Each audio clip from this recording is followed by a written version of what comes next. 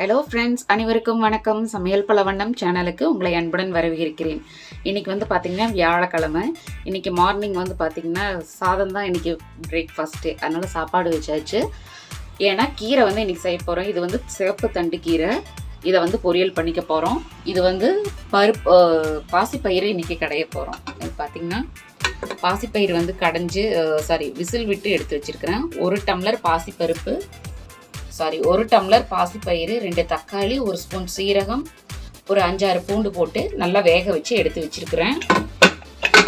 இது பார்த்திங்கன்னா வெங்காயம் வந்து 2த்துக்குமே நல்லா கட் பண்ணி வச்சுருக்கிறேன். கீரைக்கு வந்து நீங்கள் நல்லா கட் பண்ணி நிறைய வெங்காயம் போட்டிங்கன்னா தான் நல்லா டேஸ்ட்டாக இருக்கும். ப்ளஸ் இங்கே பார்த்திங்கன்னா தாளிக்கிற பொருட்கள்லாம் எடுத்து வச்சுருக்கிறேன். அஞ்சரைப்பெட்டி, அப்புறம் மஞ்சத்தூள், சாம்பார் தூள் எடுத்து வச்சுருக்கிறேன். இப்போ அடுப்பில் ஒரு கடாய் வச்சுருக்கிறேன்.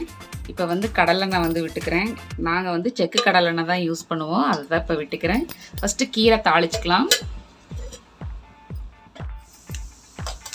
நீங்கள் கடுகு சீரகம் சேர்த்திக்கிறீங்கன்னா பூண்டு சேர்த்திக்கிறீங்கன்னா சேர்த்திக்கிங்க. அப்படி இல்லைன்னா பெருங்காயம் சேர்த்திக்கிறதுனால சேர்த்திக்கிங்க.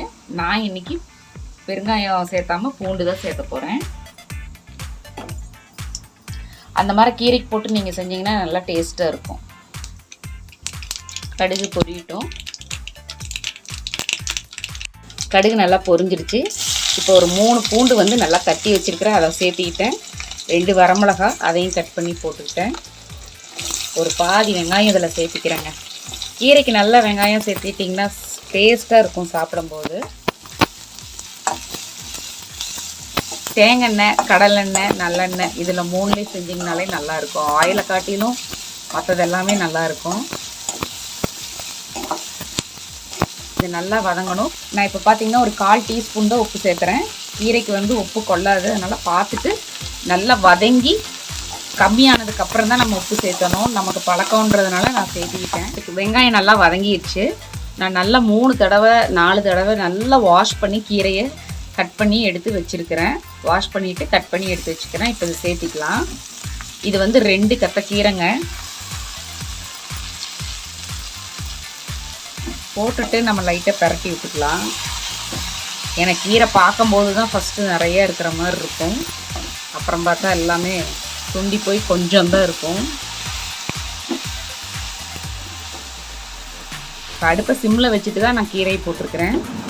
ஏன்னா 2 பரட்டி விட்டுட்டு நம்ம அப்படியே சேர்த்தும் போது கரெக்டாக இருக்கும். இப்போ மறுபடியும் சேர்த்துக்கிறேன். எல்லாத்தையும் போட்டுடலாம். இப்போ எல்லா கீரையும் போட்டு ஒரு பரட்டி விட்டாச்சு. இப்போ பாருங்கள், இதுவே கொஞ்சமாக மாறிடுச்சு. இன்னும் வெந்து வரும்போது பார்த்திங்கன்னா இன்னும் கொஞ்சம் தான் இருக்கும். இப்போ நம்ம லைட்டாக தண்ணியை வந்து தெளித்து தான் விடணும். தெளித்து விட்டுட்டு சிம்மில் வச்சு வேக வச்சுக்கலாம். இப்போ லைட்டாக நம்ம தண்ணி தெளிச்சுட்டு இதை சிம்மில் வச்சுட்டு இப்படி முக்கால்வாசி இப்படி மூடி விடுங்க. பாருங்கள், இங்கே கொஞ்சமாக தெரியுதா? அந்த மாதிரி வந்து மூடி வைக்கணும். இப்படியே வேகட்டும். நான் இதை வந்து சின்ன பர்னருக்கு மாற்றிடுறேன். நம்ம பாசிப்பயிறு வந்து 1 டம்ளர் எடுத்துருக்கிறேன். அதாவது ஒரு 150 கிராம் இருக்கும். 2 தக்காளி, ஒரு 5-6 பல் பூண்டு, கொஞ்சம் சீரகம் போட்டு வேக வச்சுருக்கிறேன். இப்போ இதை நல்லா கடைஞ்சிக்கலாம். கடைஞ்சிட்டு உங்கள்கிட்ட நான் காட்டுறேன். கடைய முடியாதவங்க மிக்சியில் கூட போட்டு ஒரு அடி அடிச்சுக்கோங்க. இப்போ அடுப்பில் ஒரு கடாயை வச்சுருக்கிறேன். எண்ணெய் நல்லா காஞ்சிருச்சு. 3 டேபிள் ஸ்பூன் எண்ணெய் விட்டுருக்கிறேன். கொஞ்சம் நல்லா தாராளமாகவே விட்டுக்குங்க.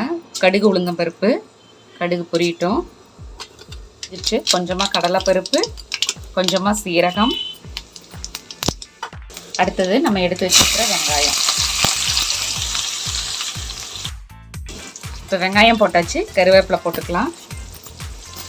போட்டு நல்லா பரட்டி விட்டுட்டு வெங்காயம் நல்லா வதங்கட்டும். இப்போ வெங்காயம் நல்லா வதங்கிருச்சு. 1/2 ஸ்பூன் மஞ்சத்தூள், சாம்பார் பொடி வந்து 2 டேபிள் ஸ்பூன் சேர்த்திக்கிறேன். 1, 2. இது நல்லா பச்சை வாசம் போகிற வரைக்கும் இதில் அடுத்த சிம்மில் வச்சுக்கோங்க.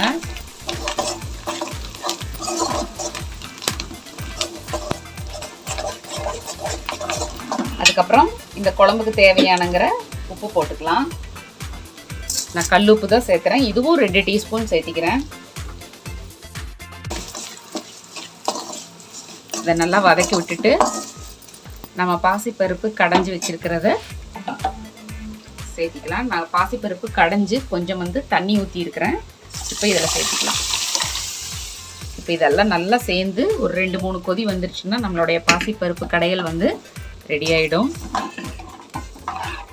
சிம்பிளாக குயிக்காக ஹெல்த்தியான ஒரு லஞ்சு ரெடி ஆகிடுச்சு. அவ்வளோதான். இது கலங்கட்டும். நல்லா கொதிக்கட்டும். இப்போ தண்ணியெல்லாம் ஊற்றிட்டு நம்ம வேணுங்கிற அளவுக்கு வச்சுக்கலாம். எங்கள் வீட்டில் வந்து இந்த மாதிரி தான் பாசிப்பருப்பு கடையல் வச்சுக்குவோம். கெட்டியாக இருந்தால் பிடிக்காது, அதனால் கொஞ்சம் தண்ணியாக தான் இருக்கும். அதனால் ரொம்ப நீர்க்க இருக்காது. இங்கே பார்த்தீங்கன்னா கரெக்டாக ஒரு கிரேவி மாதிரி இருக்கும்.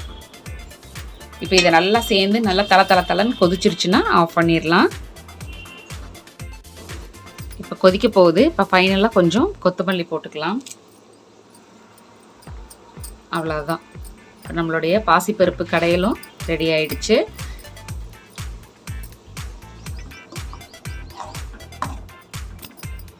இந்த பக்கம் கீரை எப்படி இருக்குதுங்கிறத பார்த்துடலாம்.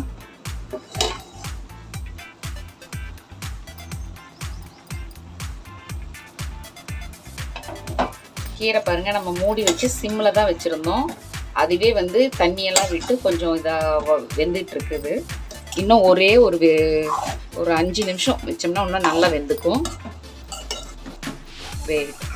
நம்மளுடைய கீரையும் வந்து பார்த்திங்கன்னா சூப்பராக வெந்துருச்சு.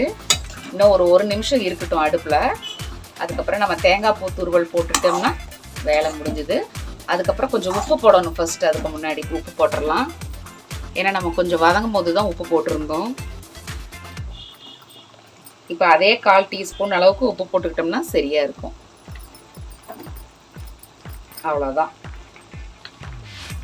உப்பு போட்டாச்சு. உப்பு போட்டு நல்லா பரட்டி விட்டுறலாம். நம்மளுடைய பாசி பயிறு கடையல் வந்து சூப்பராக ரெடி ஆகிடுச்சு. நல்லா கொதிச்சிருச்சு பாருங்கள். அவ்வளோதான். ஆஃப் பண்ணிடலாம். நல்லா சுடவும் சாப்பாட்டில் நல்லா தேங்காய் ஊற்றி நீங்கள் சாப்பிட்டு பார்த்தீங்கன்னா இன்னும் டேஸ்ட்டாக இருக்கும். நெய் பிடிக்கிறவங்களுக்கு நெய் ஊற்றி சாப்பிட்டிங்கன்னா அதுவும் டேஸ்ட்டாக இருக்கும். ரெண்டுமே அல்டிமேட்டாக இருக்கும். இப்போ நான் வந்து பச்சை தேங்காய் வந்து 1 டீஸ்பூன் விட்டுக்கிறேன். நல்லா மேலாப்படி 1 டீஸ்பூன் விட்டுக்கிறேன். சூப்பராக இருக்கும் சாப்பாட்டில் பிசைஞ்சு போட்டு சாப்பிட்றதுக்கு. கீரை நல்லா வதங்கிடுச்சு. இப்போ ஃபைனலாக வந்து தேங்காய் பூ துருவி போட்டுக்கலாம். நல்லா தேங்காய் போட்டிங்கன்னா நல்லா டேஸ்ட்டாக இருக்கும். குழந்தைங்க இருந்தாங்கன்னா நல்லா தேங்காயெல்லாம் போட்டு கொடுங்க. அப்போ தான் வந்து கீரையெல்லாம் சாப்பிடுவாங்க. நம்மளுடைய தண்டு கீரை பொரியலும் ரெடி ஆகிடுச்சு.